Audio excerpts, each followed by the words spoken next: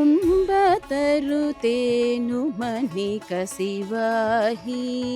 சங்கராச்சாரியர் சொன்னது என்னன்னா, முடியாத இங்க மகாலபக்ஷம் பண்ணா பிள்ளையாரே பிண்ட வைக்கிற மாதிரி. இங்க கோவில் எவ்வளோ சன்னதிகள் இருக்கும், ஆனால் இங்கே கொஞ்சம் வித்தியாசமான சன்னதிகள். அது ரொம்ப என்ன அட்ராக்ட் பண்ணி தந்த சன்னதி. எனக்கு ரொம்ப வருஷமாக பார்த்துட்டு இருந்தோம், ஒன்றும் அமையலை. இந்த வருஷம் வேறு ப்ரே பண்ணின்றதுக்கு அப்புறம் இமீடியட்டாக எல்லாம் கைகூடி இருக்கு. 2 months பேக் எனக்கு ஒரு ஸ்கின் இஷ்யூஸ் இருந்தது. ஆக்சுவலாக மேஜர் டெஸ்ட் எல்லாம் எடுக்கணும்னு சொல்லிட்டா டாக்டர். இந்த விநாயகரை தான் வேண்டினேன். இப்போ ரிசல்ட்டில் எதுவுமே இல்லை.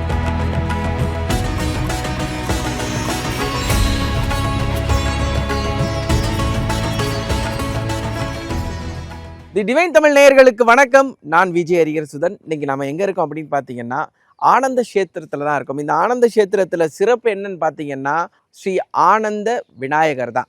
இந்த கோயில் எங்கே அமைஞ்சிருக்கு அப்படின்னு பார்த்தீங்கன்னா, புதுப்பாக்கத்தில் அமைஞ்சிருக்கு. இந்த கோயிலோட சிறப்பு அப்படின்னு பார்த்தீங்கன்னா, இந்த கோயிலில் விநாயகர் தான் மூலவராக இருக்கார். அது மட்டும் இல்லை, ஆதிசங்கரர், ராமானுஜர், அப்புறம் மகா பெரியவர் அவங்களுக்கும் ஒரு சன்னதி இருக்குது. இது மாதிரியான சிறப்பு பெற்ற பல சன்னதிகள் இங்கே இருக்குது. இன்னொன்று பார்த்தீங்கன்னா, ஆனந்த பிரபு சன்னதின்னு ஒன்று இருக்குது. இது என்ன ஆனந்த பிரபு சன்னதி? இது பல இடங்களில் இது மாதிரியான ஒரு சிற்பம் காணப்படுவது ரொம்ப அரிது. ஆனந்த பிரபுன்னா விநாயகர் ஒரு பாதியாகவும் அனுமன் ஒரு பாதியாகவும் இருப்பாங்க. இது மாதிரியான பல சிறப்பம்சங்களை கொண்டது தான் இந்த ஆனந்த கஷேத்திரம். பக்தர்கள் இந்த ஆனந்த கஷேத்திரத்தை பற்றி நிறைய விஷயங்கள் சொல்லியிருக்காங்க, அவங்களோட எக்ஸ்பீரியன்ஸை பகிர்ந்துருக்காங்க.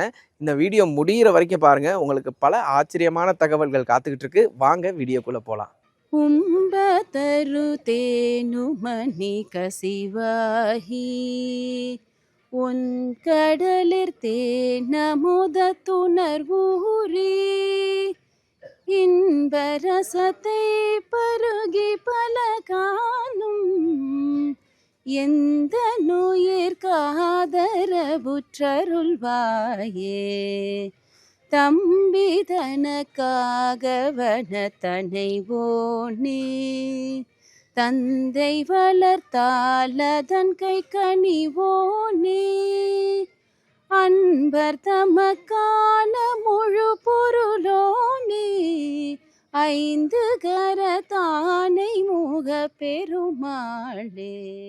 கோயில் எப்படி கட்டினான்னா, மத்திய கலாஷில் கோயில் கட்டுறதுக்கு முன்னாடி பிள்ளையார் மட்டும் இருந்தார். பிள்ளையார் மட்டும் இருக்கும்போது கோயில் கட்டி அதுக்கப்புறம் ஒரு பிராமணா அங்கே பூஜை பண்ணிட்டு இருந்தார். அவர் என்ன பண்ணார்னா, சுவாமிகிட்ட பிரதான சுவாமி சொன்னேன் இல்லையா விநாயகர், அவர்கிட்ட அந்த அருகம்புல்லை வச்சு எடுத்துகிட்டு போவார். காலையில் வச்சு எடுத்துகிட்டு போகும்போது ஒரு நாள் என்ன ஆச்சு, எடுத்துகிட்டு போயிட்டு மகாவிஷ்ணு கிட்ட வச்சுருக்கார். அது வச்சு அரிசியாக மாறிடுது. அரிசியாக மாறி சிவன்கிட்ட போகும்போது அது பிண்டமாக மாறி சூரியன்கிட்ட அது கொண்டு போய் கொடுத்து அது காக்கா கிட்ட போய் சேர்க்குற மாதிரி இது பண்ணியிருக்கா. அந்த ப்ரொசீஜரில் தான் மத்திய கலாஷையும் கட்டியிருக்கா, இங்கேயும் கட்டியிருக்கா. சங்கராச்சாரியர் சொன்னது என்னென்னா, முடியாத இங்கே மகாலபக்ஷம் பண்ணால் அப்புறம் பிள்ளையாரே பிண்ட வைக்கிற மாதிரி. இங்கே இப்போ நம்ம இங்கே பண்ண முடியாது. இந்த கர்த்தா பண்ண முடியாது. நாங்கள் பிள்ளையார் மூலயமா பவர் ஆஃப் பட்டாணி வாங்கிட்டு அங்கே உட்காந்து நாங்கள் பிண்ட வைப்போம். பிள்ளையாரே பிண்ட வைக்கிற மாதிரி இங்கே இதுதான். அந்த சிறப்பில் தான் இந்த கோயிலே கட்டியிருக்கா. அதாவது முதல்ல விநாயகர், அப்புறம் மகாவிஷ்ணு, சூரியன், அப்படி தான் கட்டியிருக்கா. ஆனந்த க்ஷேத்திரம் நிஜமாவே ஆனந்தமான க்ஷேத்திரம். ஸோ கோவில் ரொம்ப ரம்மியமாக இருக்கும், அமைதியாக இருக்கும். நம்ம வீட்டுக்கிட்டக்கே இருக்கிற கோவிலுக்கு எவ்வளோக்கு எவ்வளோ அடிக்கடி வரமோ, அடிக்கடி கூட டெய்லி வர பழகணும். அட்லீஸ்ட் வீக்கெண்ட்லேயாவது நம்ம டைம் ஸ்பெண்ட் பண்ணோம்னா நம்ம மனசுக்கு ஒரு அமைதி கிடைக்கும், சுவாமியோட அனுகிரகம் கிடைக்கும்.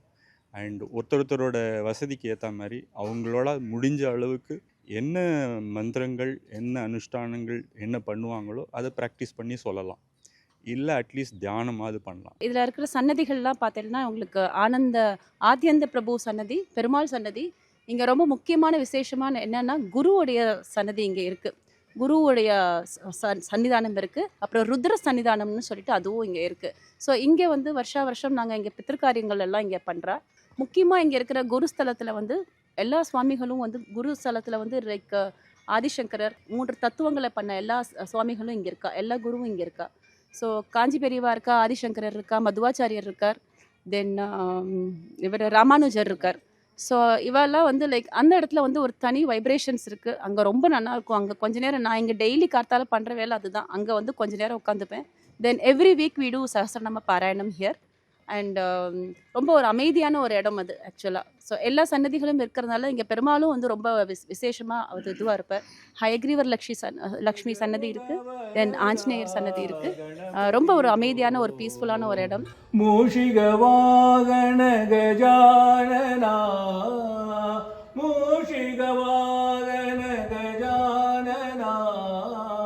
கோவில் வந்து எவ்வளோ சன்னதிகள் இருக்கும், ஆனால் இங்கே கொஞ்சம் வித்தியாசமான சன்னதிகள். ஆத்யந்த பிரபுங்கிற சன்னதி ரொம்ப அது ரொம்ப என்ன அட்ராக்ட் பண்ணி தந்த சன்னதி. எனக்கு முதற்கடவுள் விநாயகர், அந்த கடவுள் ஆஞ்சநேயர், ரெண்டும் ஒரே இதில் உள்ள ஆத்யந்த பிரபு அந்த சுவாமி விக்கிரகம் வந்து சில இடத்துல தான் ரொம்ப ரேர். அது வந்து எல்லா இடத்துலையும் கிடையாது.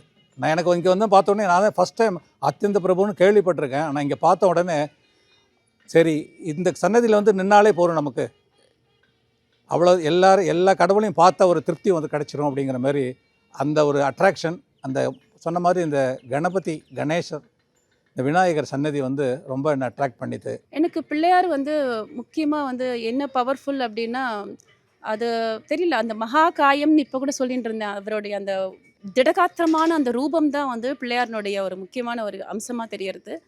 அண்டு சில இடங்களில் வந்து அந்த பிள்ளையாரினுடைய ஒரு பாடல் ஒன்று சொல்லுவாள், கானமலை தூய் அடிப்பாட கைலை செலுத்தும் கருணாளா அப்படின்னு அதாவது வந்து அந்த சுந்தரருடைய புராணத்தில் அது வரும். ஔவையாருக்கு மோட்சம் கொடுத்த அந்த ஒரு ஸ்தலம் வந்து இங்கே இருக்குது, பக்கத்தில் நம்மளுடைய கள்ளக்குறிச்சிக்கிட்டே இருக்குது. ஸோ அந்த தும்பிக்கையை பார்க்கும்போது எனக்கு அதெல்லாம் தோணும். ஸோ அவர் வந்து இங்கேருந்து ஔவையாரை நேராக கைலாசத்துக்கு கொண்டு போய் விட்டதா அந்த ஒரு ஸ்டோரி எனக்கு வரும். So that is the only thing. And பிள்ளையாரை பார்த்தாலே ஆலிங்கனம் பண்ணிக்கணும்னு தோணும். அந்த அளவுக்கு ஒரு தட் இஸ் த ஃபர்ம்னஸ், த வைராக்கியம், அவருடைய அந்த ஃபீலிங் அது நல்லா தெரியும். இந்த விநாயகரை நீங்கள் சொன்னீங்க, எனக்கு நிறைய இடத்துல ஹெல்ப்ஃபுல்லாக இருந்திருக்காரு, நான் உணர்ந்திருக்கேன் அப்படின்னு. எந்த மூமெண்ட் வந்து ரொம்ப இவர் தான் அப்படிங்கிறது ஏதாச்சும் ஒரு மூமெண்ட் இருக்கும்ல?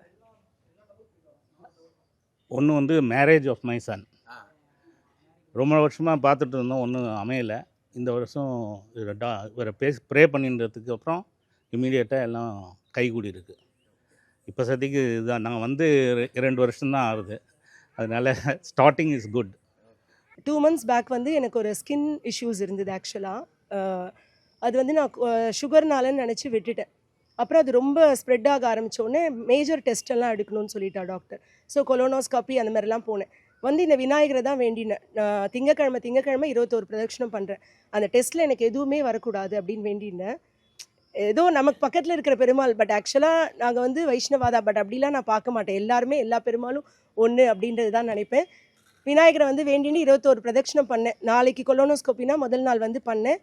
அந்த கொலோனோஸ்கோப்பி ரிசல்ட்டில் வந்து எதுவுமே இல்லை. இது வந்து உங்களுக்கு ஹார்ட்வேர் இஷ்யூ, அதான் சாஃப்ட்வேர் இஷ்யூ தான், மைண்ட் அளவில் தான் நீங்கள் ஸ்ட்ரெஸ்ஸாக இருக்கேன். மற்றபடி எல்லாமே லார்ஜ் இன்டெஸ்டைன், ஸ்மால் இன்டெஸ்டைன் எல்லாமே நல்லா இருக்குது, ஒன்றும் ப்ராப்ளம் இல்லைன்ட்டார். அதுலேருந்தே எனக்கு வந்து ஒரு நாள் வரலைனாலும் இந்த கோயிலுக்கு அப்படியே மைண்ட் அப்படியே இதுவாகவே இருக்கும். ஏதாவது என்ன வேலை இருந்தாலும் இன்றைக்கி கூட மார்னிங் திருப்பதிலேருந்து 3 மணிக்கு தான் வந்தேன். சரி வந்துட்டு இவாளை வந்து சேவிச்சுட்டு அதுக்கப்புறம் ஆற்று பெருமாள் கூட பண்ணிக்கலாம் அப்படின்ற மைண்ட் செட் தான். ஸோ எல்லோரும் கண்டிப்பாக வரணும், டெய்லி வரணும், அட்லீஸ்ட் வாரத்துக்கு ஒரு வாட்டியாவது குழந்தைங்களை கூட்டின்னு வந்து விசிட் பண்ணணும்.